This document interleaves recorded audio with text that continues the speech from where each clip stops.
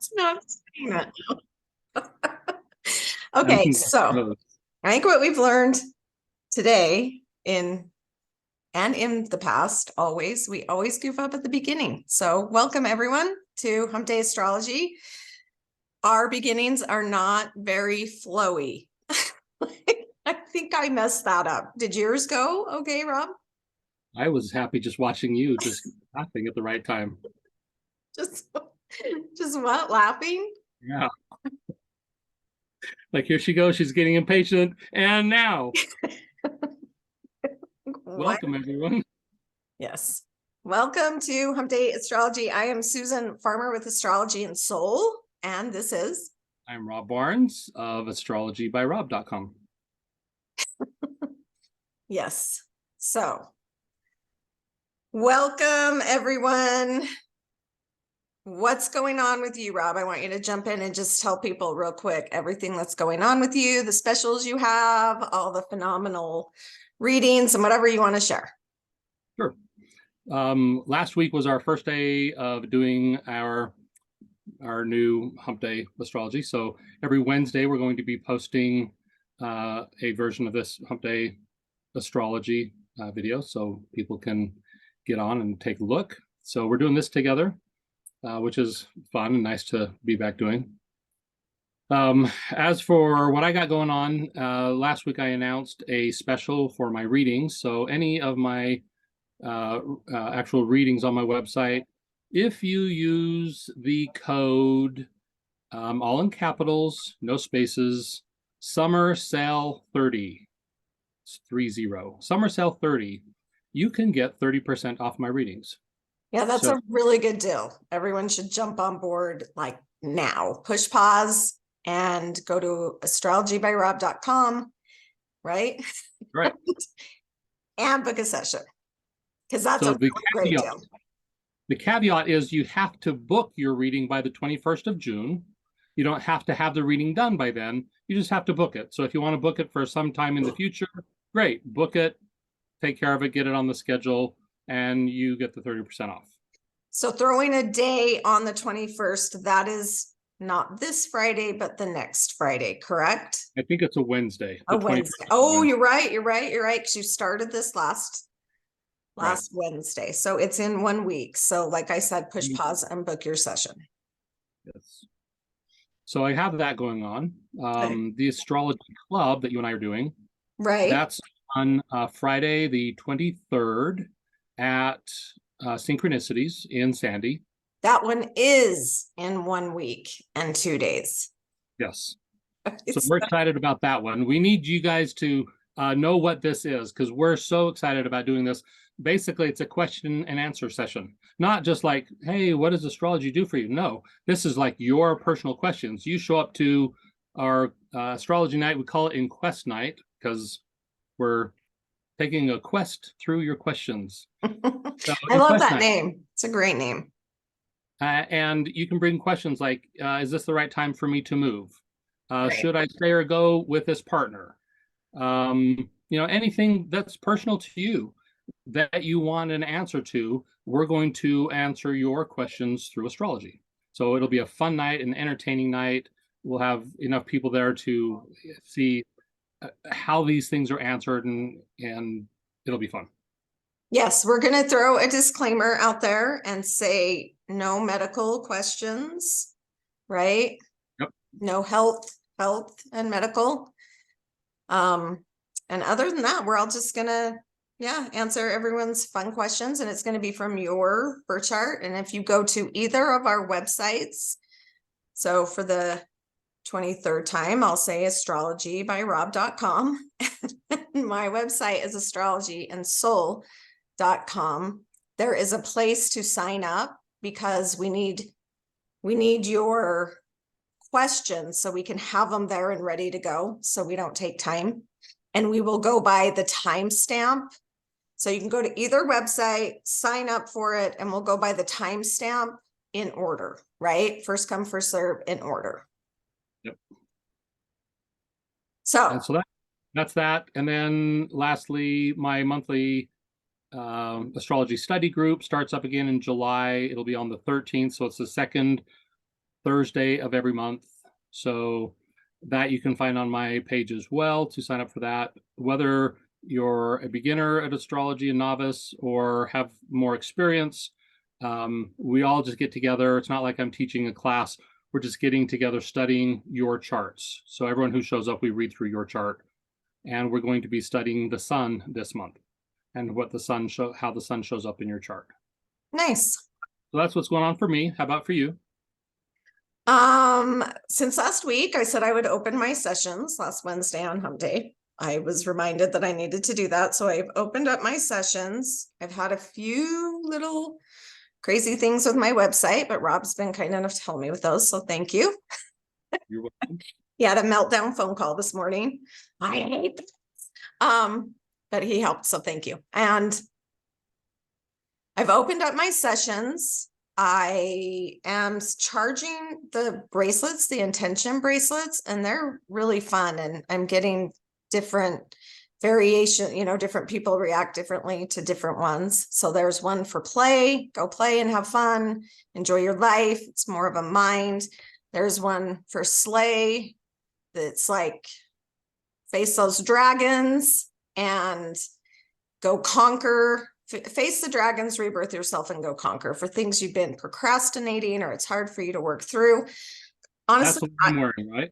That's the one you're wearing. Yeah, Rob, like you can say yours. I struggle with that energy. It messes with my system so bad. So I'm trying to love it. But why don't you tell your experience? I'm slaying the dragons. So I've been wearing it for 3 of the last 4 days. Right. And of those 3 days, I have felt on top of things, like supercharged, go, go, go energy, get things done, major productive. The one day I didn't do it, I'm like, God, I got to take a nap and dragging ass. So I'm like, yeah, I think I'll wear it. Susan, Yeah. where's my sleigh power? Right. I go into things very neutral. I never know if anything I do is going to work. And last night I wasn't wearing anything and I was sluggish and whatever. And then I was going to go out. So I threw on the play one and I was within a half hour. I was like, wait, what's going on with me? What's different? And I thought, oh, I wonder if that's it. So we'll see. We'll go from there. And I'm making another one called Nurture. Now, the reason I'm telling you is because I think I'm going to start, don't quote me on this, I think I'm going to start a new moon circle that kind of goes along with the energies that we're going to be feeling so that you can take one of these bracelets and make intention bracelets, right? And go for it that month with the energies that will be strong. So those are the 3 things I just wanted to throw out there today. As far as what I'm doing, and Astrology Club and Hump Day and everything else. Nice. Yes. All right. Very cool. So. Dun, dun, dun. Yes, we get to review experiences that have been sent in. So I want to remind you all, please send in your experiences with what you feel. We're going to go over those from last week. And then we will move towards everything happening this week, which I feel like is kind of a lot. So I'm going to let Rob share experience. Turn the time. I'm just going to make it really brief because because I didn't have any feedback from last week's video. Right. So to get our videos out there, share them, comment on them, then more people end up seeing them, more people can comment and that sort of thing. So share these as much as you can and like them and comment and everything. So I didn't get a comment back, but it was funny thinking about what happened. Pluto went back into Capricorn. The same moment, pretty much, Mercury moved forward into the next sign from Taurus into Gemini. So for that little moment, they're kind of connected. So Pluto, because it's such a slow moving planet, needs other connections to kind of activate some of its juices. Right. When this happened, I got this. So I'm on one of the swipey dating apps and matched with this person and just conversation as regular. But then the conversation turned south and she started slamming astrology. And by that point, I'm kind of like, yeah, whatever, delete. But Pluto, it's Pluto. Pluto's in my third house, communication, and it was Mercury, the planet of communication. And I was just surprised how much this got under my skin. So I played with it a little bit, and we went back and forth, batting each other a little bit. And finally, I'm just like, yeah, this is a waste of my time. And I deleted the person. But it was just funny that how much it affected me. And I'm like, what a moron. You don't like all of her reasons for not believing in astrology. I'm like, clearly you don't understand astrology because of this, this, and this. And she'd come back with more arguments that clearly showed you don't know anything about astrology. You read me one of the comments. Can I say it?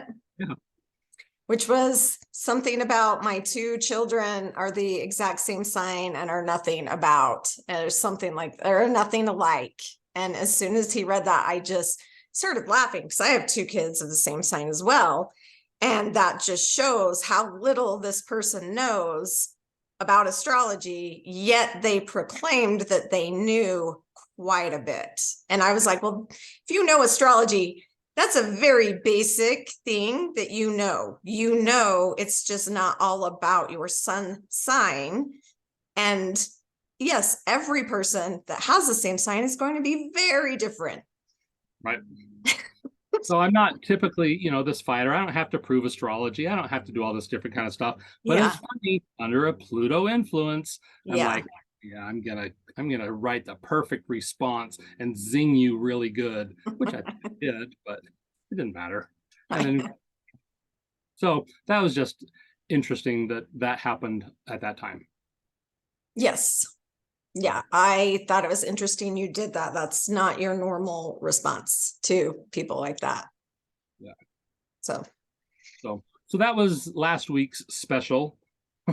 This week we have kind of a little list. We were talking about everything that's going on and kind of by date, and there's some stuff going on.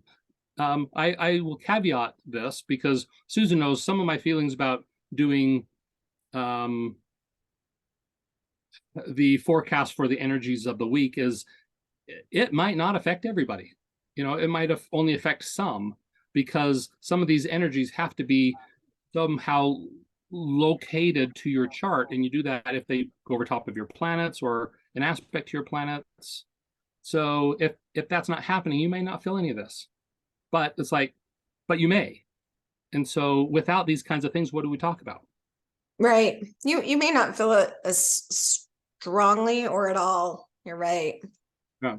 I feel like I'm already feeling one of the ones we're talking about, and it's not really hitting it's not anchoring or activating anything in my personal chart, but I definitely feel like as I was getting ready for the show today, and we'll talk about this later, I was like, oh, okay. Because I go through them, I think about them, Rob and I kind of decide what we're going to talk about. And then as I'm going through my day, I go through them like, okay, well, where's that and that one? And am I seeing anything? And today I was like, oh, yeah, definitely seeing that one. You figured it out. Yeah. And I don't have anything at about those degrees. So anyway, we'll move on to our first. What do we have? About 5? So we want to make sure 5 things. So we want to touch on each one of them kind of lightly and very quickly. Yeah. So Mercury square Saturn. Yeah, that was more my pick. I just found that one interesting because of what we were just speaking about, that we had this kind of abstract, if you watched the video last week, this really odd conversation, and I call them conversations when the planets connect energetically in a certain degree. We had this odd conversation going on with Pluto and Mercury, like we just talked about with Rob and what happened with him there. And then it was kind of up in the ether weirdness because it wasn't really in one sign or another. They just kind of connected, but we're calling it a trine happening fast. Mercury happens fast anyway. And as I was studying what I wanted to talk about today, I was looking at that Mercury, and Mercury squares Saturn on what day? It is on the 15th at about 10:09 a.m. Mountain Time.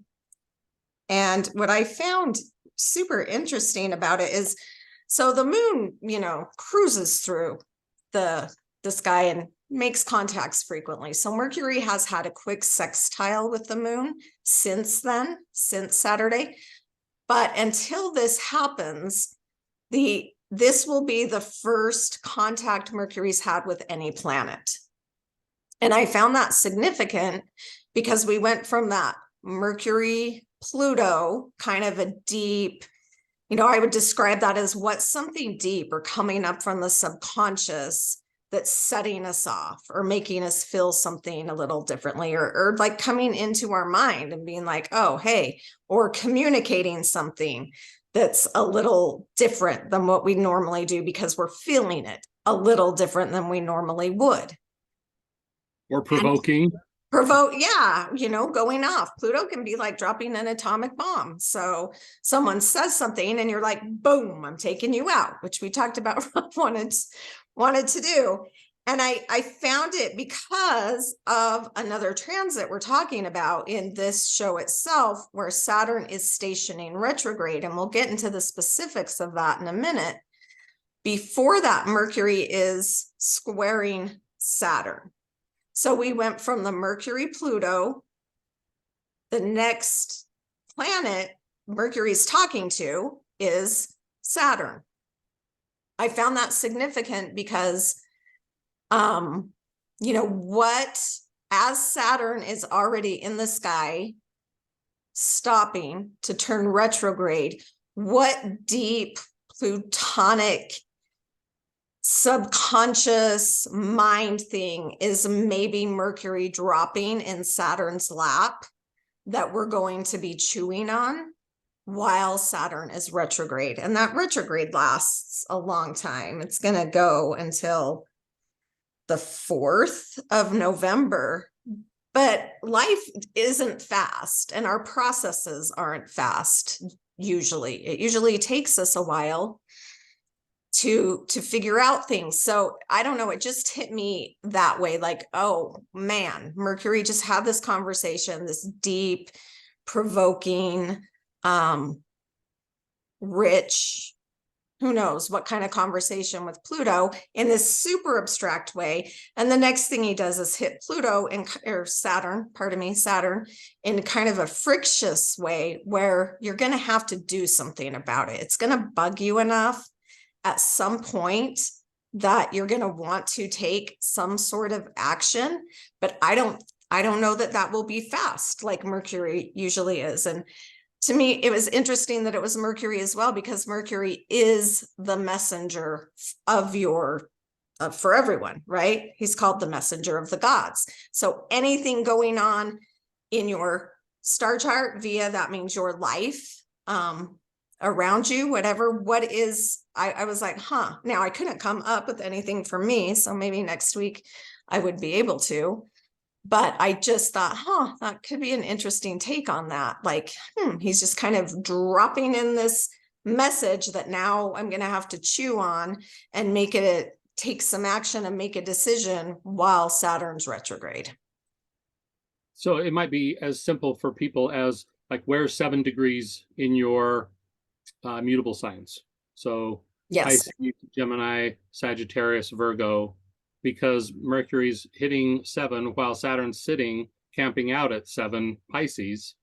And right. So you can look and say, well, what houses are those two things happening? If Mercury's the messenger activating the Saturn, who's the biggie, so like for me, Saturn's sitting in my 4th house, more messages, more communications, more something that's going to be challenging that I have to work on and figure out, because it's Saturn in my 4th. And as we've talked before, some of my home situation, moving and things like that are up for change. And so that would be an example in my chart. So look for those places in your chart. Yes. And because that Mercury is strong, because it rules that Gemini, I know people thought they'd never hear me talk like this. Yes, I talked about a rulership. The dark side. No. And then it's a strong because it's hitting that Saturn that's also in a Saturn ruled sign. So anyway, I just thought, that might have an effect on us. Yeah. And that leads us right into the Saturn retrograde that we wanted to talk about anyway, which has been some of my experiences. So I did think when I'm like, my child situation is going to have to change because we're all growing up, we're working things out, and the Mercury is for me, was in the 9th, will be in the 9th, and hitting is in the 5th, that Saturn that's going retrograde. And those are some of the things really distressing me lately, are children things. And it's been hitting my mind like, it's been coming to my conscious mind. Like, that's really not my responsibility. I don't have to take care of that for them. They're all big humans now. So a lot of children's stuff. And I really don't have anything at 7. So I found that interesting, unless you can think of something at 7. The one thing, the Saturn retrograde, before I throw it to you to delineate, is hitting is a cusp in my house. And I'll tell you what, I am not, they talked about it on the astrology podcast. Like, what did you feel like? I think it was Austin who was saying, what did you feel like it was leaving behind and kind of leaving you alone? Which I've been very content with kids and lots of stuff lately.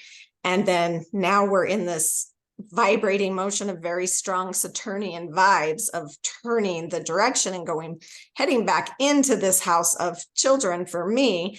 And in the past few days, it hasn't been so comfortable. It's a kind word. Yeah. It's interesting, this is the first time Saturn's going retrograde in Pisces in the last 29 years, right? Yes. So I from an outsider looking at your chart, the situation you just brought up with kids, it's like you got the Saturn that made it through partway through Pisces, and look at the timing of it. June, it's happening in June, and your youngest graduated. Your whole situation would change. Right. And as we like the Saturn stuff, we say the first pass, first movement into the sign, and then that first retrograde is like the start of a story. Right. And figure out what that story is. So it moves over and then stops and turns direct at 0 Pisces, and then goes forward again, and then crosses that same point. So it would be an example. You're starting this story, something to do with children, and Saturn responsibilities and things like that, where you're going to see by next year major changes, because that's what Saturn's going to be doing in that area of life. Right. But he'll be leaving that as soon as he's done with this retrograde and moving on to my 6th house, because my cusp is at 8 or 7. It's at 7. So it'll be a really fun experiment between Placidus and whole sign as well for me. Those are house systems. But kids haven't been the greatest experience the past 3 years as he's been traveling through Aquarius with the responsibilities that have come up. So Saturn is, responsibility, things that take time, a lot of patience, dealing, and so in whatever house that is for you, where have you guys been seeing that if you know your houses? Yeah. Knowing that it's turning at 7 Pisces, where is 7 Pisces in your chart? What house is that? Tell us some of your experiences that you're having with Saturn going through that place. You and I have talked personally about like my moving situation, how that's tied into it. You said this morning, I'll be moving again or something. Yeah, because it'll move over my Mercury again. My Mercury's at 4 Pisces. So when Saturn moves over that, he's already done it once. This will be the second time. Stop, go forward, go over it again. So I just look at this as an indicator of me moving, and I'll probably be moving it again. Probably not done with it. So it's stuff like that we want to pull out and tease out different themes from your charts and your experiences. what's going on in your lives. And if you care to share and care that we share those experiences, tell us, and we would be happy to let people understand what's happening with other people. And we'll make it anonymous too, if you want that. Like, if you think it's share worthy and you don't want your name known, that's fine. Yeah. With the Saturn retrograde, I would also go back to March because it entered where it was going to retrograde. March 11th, it entered the shadow area. So I call it the setup area, or the see what the themes are going to be for you area. So between March 11th and the 17th of June, which is when it retrogrades, what maybe dissipated, I think, so I brought up my child situation, and I know it's not all about me, but we had some very intense children things going on in March, like very intense, and they kind of dissipated. And now I haven't felt this kind of stress with kids till today. I was like, wow, I'm gonna blow up. So Saturn back. What can you guys put anything together that happened like beginning mid-March, places you were in life, themes that were hard? Just think of hard. That's all you got to think of. And what was that maybe has dissipated a bit, and you felt like, oh, I'm working through this, or it's getting better. And then watch this next week and just see, like, does that same theme come up for you? It's already, I call it vibrating in the sky, because I feel like when they're turning directions, they just stop, and it's like this, this noise, as it's trying to break and go backwards, and therefore it's using so much energy to do that. It's just throwing out more characteristics of that energy than we usually have. And so, have you felt that? Have you felt that at all, Rob? Well, just with my home situation. So I'm not feeling it right now. Right.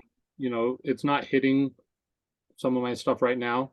So the retrograde, I'm not feeling that the stationing. But I've looked up the dates and see the dates where I anticipate things happening, and some of the issues that I'll be dealing with the home situation. And is that just because you feel like it's anchoring or activating something in your chart? Would you consider a house cusp as anchoring or activating? Absolutely. Okay. Because I was like, gosh, I just really don't have anything, which surprised me that I would be feeling it. It's like, just kidding. You thought. Psych. Oh, anything else you want to say about that? No, just, look at your charts, play with those. If you got questions, go ahead and get a hold of either of us. And, sometimes it's session worthy. Sometimes it's just a question that you throw out there, like on one of these posts. So we can help guide through whatever those difficulties might be. Yes, because I will say, for me, and I think you're the same, I was frustrated this morning. I was saying to Rob, I can't get an explanation. And at least I feel like, oh, ding, ding, ding. At least I know the energy, because I want to know what the energy is to strategize. And you can't make stuff not happen, but you can at least sit back and try to either be patient, understand it's going to end, or take some actions if you can to help yourself psychologically get through it. Unless, like, if you had anticipated this, you could have created one of your astrological magic concoctions and possibly dissipated the energy.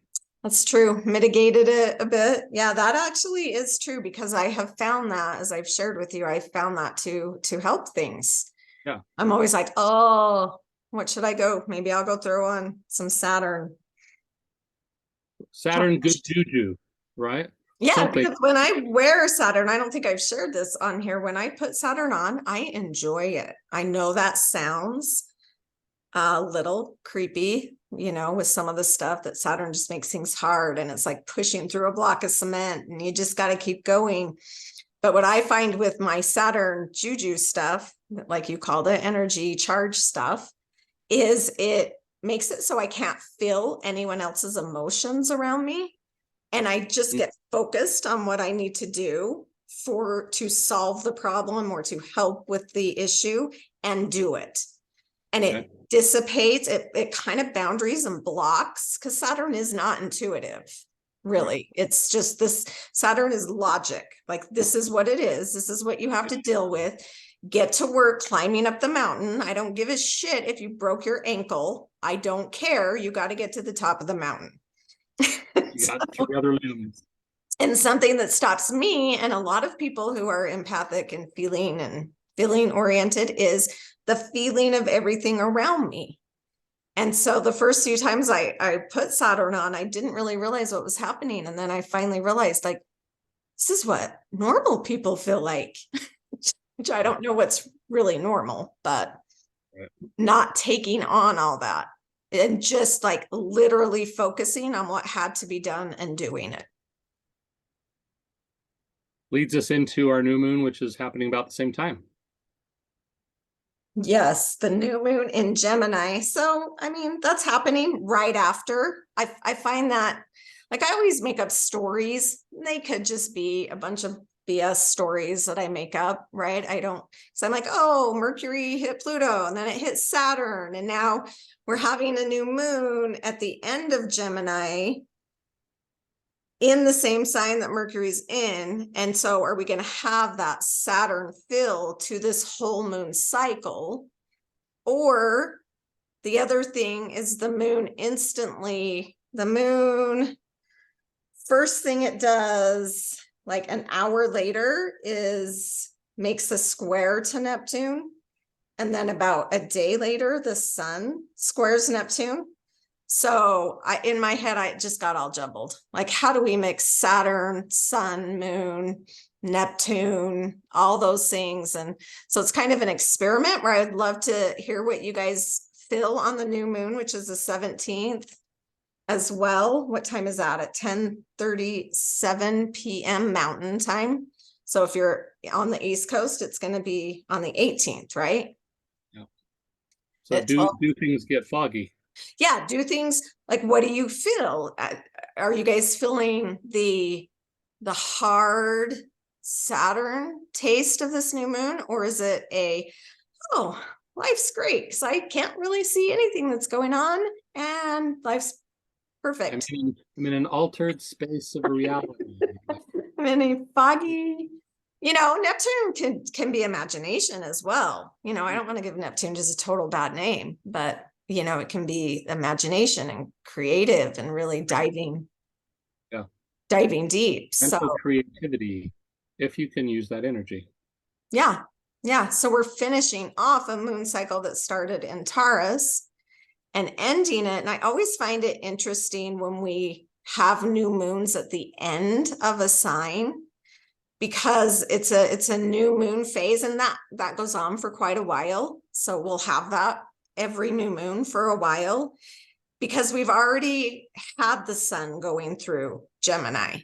So we've already been flavoring that Gemini for us and where it is in our charts and what's going on with it. And, our direction as far as Gemini is concerned for us in our lives individually. So when it hits the end, it's at what, 28 degrees, 26.43. It's kind of saying, hey, I've given you a little flavor and some hits on this. Now take it, and I'm going to move into Cancer soon. So take it and nurture Cancer, right? So the sun will move into Cancer. Take this information, Gemini, that I've given you, these experiences, this communication, whatever, this curiosity, and nurture it, which would be Cancer as it goes into Cancer. Do you have anything to say about the new moon? No. Okay. It's like I love the new moon stuff. I love the full moon stuff. But listening to you delineate stuff, it's like great. It's like, how do you add to something like that? Oh, so that's nice. I always hear you. I think you always think the other person's better because I love yours. Thank you. You're welcome. So new moon finishes off. We have a Saturn sextile Jupiter that happens on the 18th, 19th, depending on where you're at. And I don't know if I want to spend a whole lot of time on it. It's a sextile. It's going to last a little while. It might just feel somewhat stabilizing. I mean, we're talking about the big heavies, the big malefic Saturn, the big benefic Jupiter, but they're in a sextile aspect in earth and water, and that just might be opportunistic. Is it something that we need to take advantage of? It's like that might be a good time to get some things done, to work on some projects, to start some projects. Yeah, great idea. So it's somewhat a stabilizing energy, because Jupiter can't be, too gung-ho, and Saturn can't be Mr. Negator, because they're working in harmony with each other. And so, and Jupiter rules the relationship. So I kind of look at Jupiter in Taurus being stable. And why does Jupiter rule it? Because Saturn is in Pisces, which is Jupiter's sign. Gotcha. Yes. So, a little bit of mitigation of some of that difficult Saturn energy. So Jupiter might have kind of the upper hand and say, well, let's kind of try and do things a little bit easier, nicer, and can we work together and make something positive out of this? And Saturn's like, sure, we can do that. Sure, I'll deal with you. Right. I'll be nice, Grandpa. I'm in your place. I'll be nice because I'm in your place. And we're talking nice. It's a nice phone call. So yeah, what can we get done? Where can we go with this thing? And that's going to last. I didn't look to see how long, but those energies aren't really quick moving. So maybe a good week.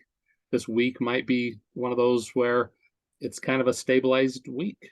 There might be some not the severe up and downs. I might not get another swipey text message that infuriates me. Can I ask you a question that puts you on the spot? And you can say no if you want to, and I'll ask you off camera. Righty, let's hear what this is. Well, as you're talking, it's the two biggies, right? It's Jupiter and Saturn. So would that be more workable for someone who has a day chart? Because there's like Jupiter's the best for them. And then Saturn is more overcomable than Mars. Yes, a day chart would find that you get the best from both of them. So, because Jupiter would be your benefic of sect, is what they call it. So Saturn is the malefic of sect, but is overcomable. But basically, I thought it was the malefic opposite of sect. So no, am I wrong? Saturn would be the malefic of sect. Of sect, okay. Which makes him overcomable. We get his benefits, where Mars would be the baddie in that case. Okay. So yes, for day charts, that means if you're born and your sun is above the horizon somewhere, then that's even a better sign for those to use that energy. Not that it's not a good thing for night charts. Yeah. It may not be if you had to compare one person, a day chart, and a night person, depending on things in your chart. Yeah. So what that means in dummy language for me is, if you're looking at your chart, your circle, and it's on the top part, if you cut it in half, it's on the top, the sun is on the top part of your chart, you have a day chart. Yep. So, and then after the Saturn Jupiter influence, which again I think will be felt for a big part of the week, one of the cool things is the Venus retrograde, which is still a ways off. But if Venus retrogrades, if this hand is Venus and Venus retrogrades all the way to here, what we know is Venus is going to come back to here and then continue on forward.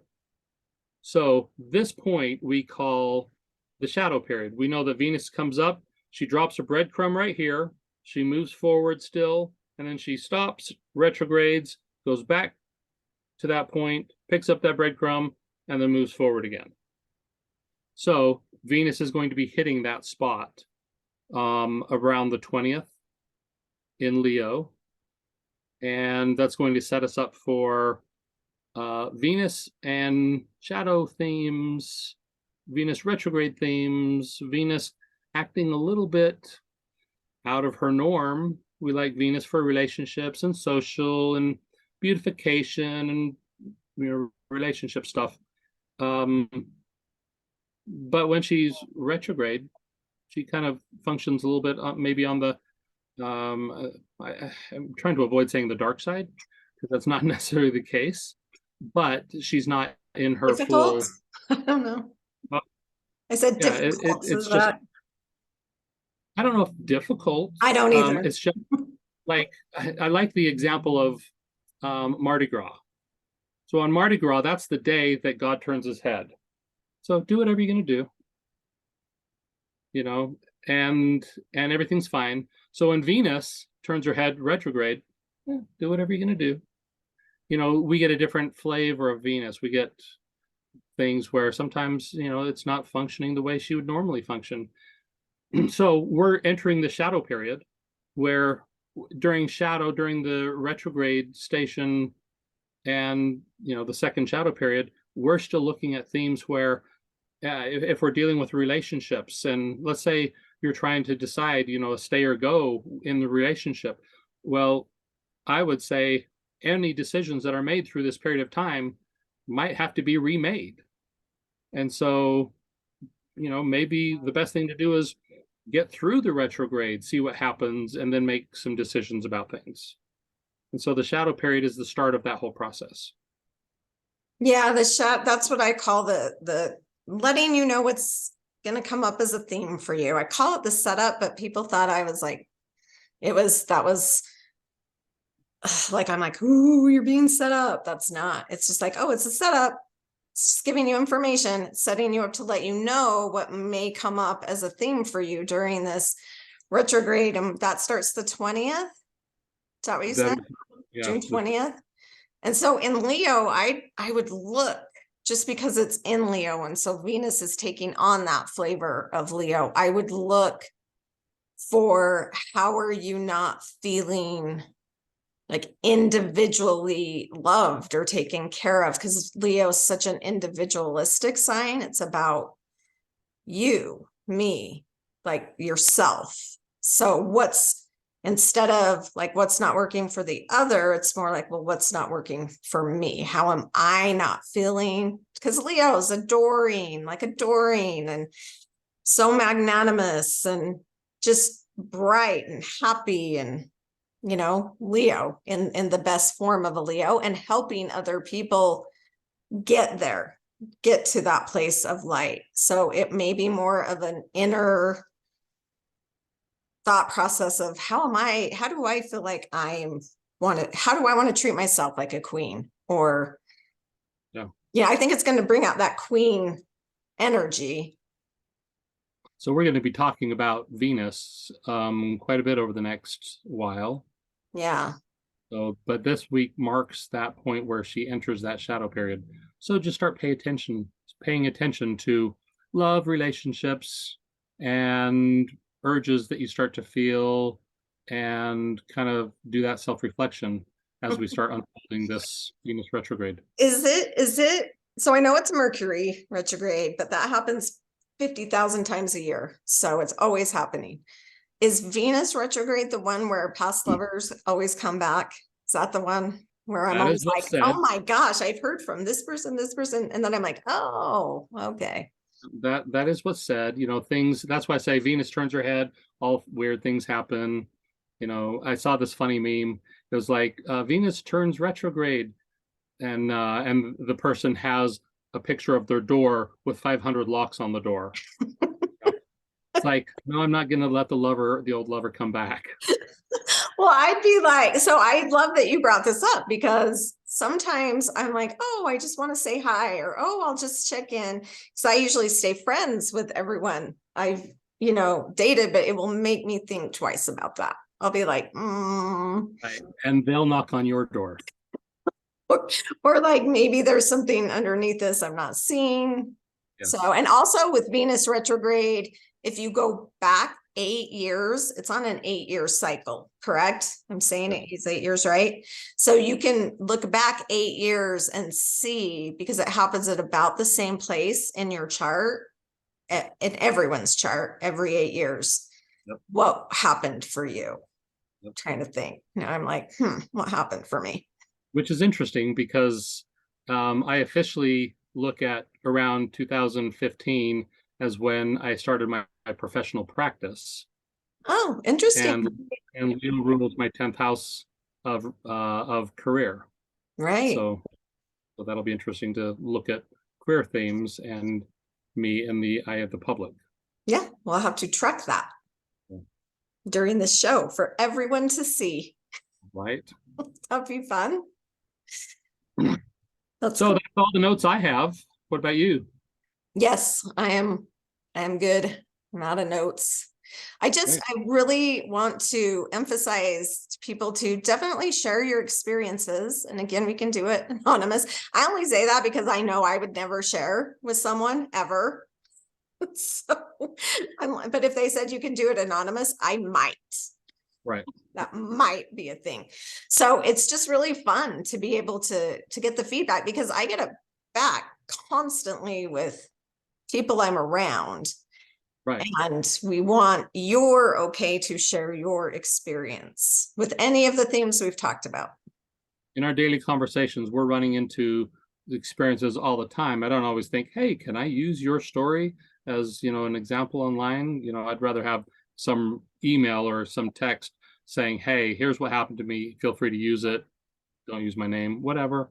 Something like that would be awesome. Yeah. As a reminder, Friday the 23rd, come out to Astrology Club.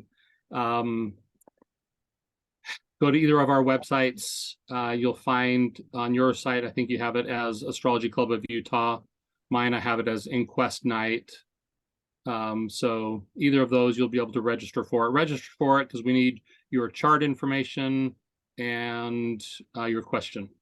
And then come. And even if you don't have a question, like, you can still come and see how it works. It would be fun. Mine is Astrology Club of Utah - Inquest Night.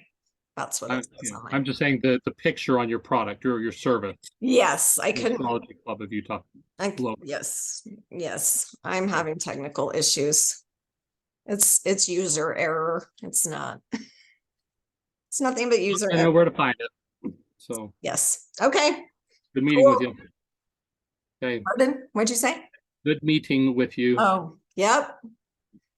So we'll see you all next week. Yes. See you next week. Bye-bye.